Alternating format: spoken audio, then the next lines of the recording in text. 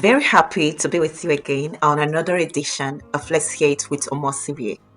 And for a while now, we have been dealing on the topic concerning marital misunderstandings and confrontations.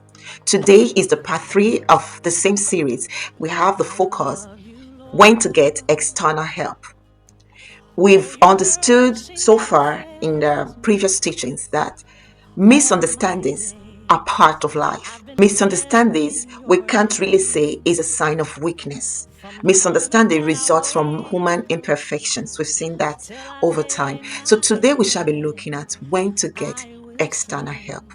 You see, oftentimes during wedding ceremonies, the clergy often encourages the couple to ensure that their marriage is protected from external interferences. Yes, they have good reasons for doing that. And that is majorly because a lot of people who are not physically matured enough for marriage, they are not physically, emotionally, or mentally matured enough for marriage, they get married and take a great percentage of their marital issues to parents, siblings, in-laws, colleagues at work, friends, neighbors, church members, and so on. And this particular step ends up aggravating issues. It ends up worsening the current state of their problems. Having said that, I can't say that I am 100% in support that couples should not get help. Couples need help. Human beings need help. And oftentimes God surrounds us with avenues for help. God said in His Word that He will not allow us on the go trials that are beyond our capacity, but He encourages us that just as the issues are coming up, ways of escape are following. I am of the opinion that if you are married and you are having issues, you're doing your best to overcome, and your best is not good enough, you can't go ahead to seek help. So what then should be your first step? Isaiah chapter 1 verse 18 says, "Come now and let us reason together, says the Lord. Though your sins are like scarlet, they shall be as white as snow. Though they are red like crimson, they shall be as wool." You see, even God takes steps to resolve misunderstandings. He says, "Come now, let us reason together." When you don't reason together, you don't have a headway. When you don't reason together, then you stand a chance of losing what you have. It is important to reason together. When a couple decide to reason together, especially when you are calm and gentle in your approach, more often than not, you are able to resolve the issues naturally. When I have the privilege of addressing marital issues, I often tell the persons who approach me that the first step in addressing marital issues is appreciation. I learned that in a Sunday school, to begin conversations with appreciation. You begin by first appreciating the efforts your partner has been putting into your marriage. If you've been married for over 1 year, you've been married for a month, you've been married for 20 years, when there is a misunderstanding, you must let your partner know that you see what he's doing, and then you appreciate his efforts to keep the family together, to provide for the children, to provide the needs of the home.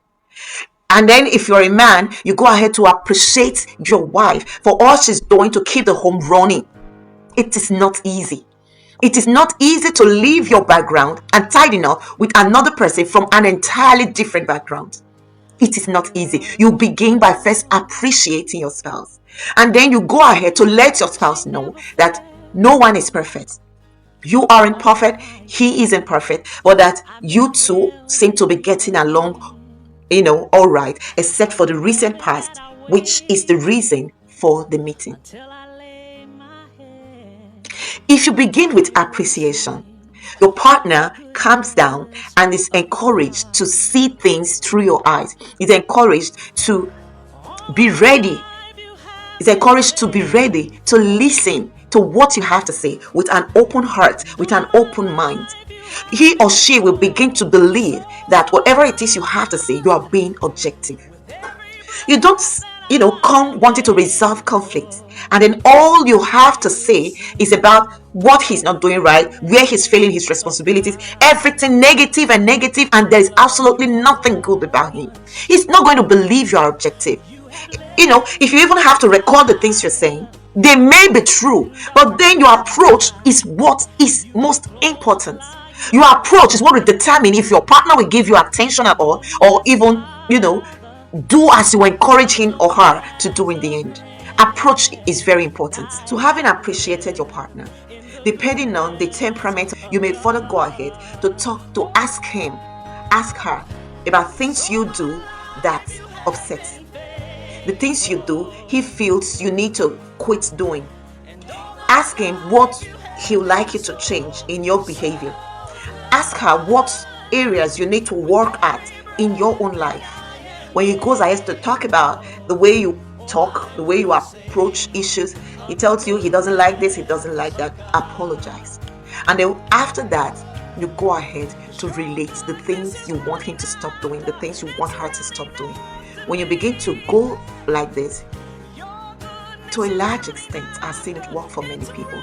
Your partner, is literally conditioned to listen to what you have to say and see the issue you have to address through your own eyes. Humility is key. Gentleness and submission in resolving issues works a great deal. It gives you the ability to penetrate through to your partner's heart, no matter how hard it is, to see through your own eyes and see how much you care, how much you love, how much you respect. Is able to see that and act according to your desire. But should you do all this and it seems not to be working, then it becomes pertinent to involve the help or services of a neutral person who is a believer, someone who is credible, someone who has integrity, someone who is God-loving, who is God-fearing.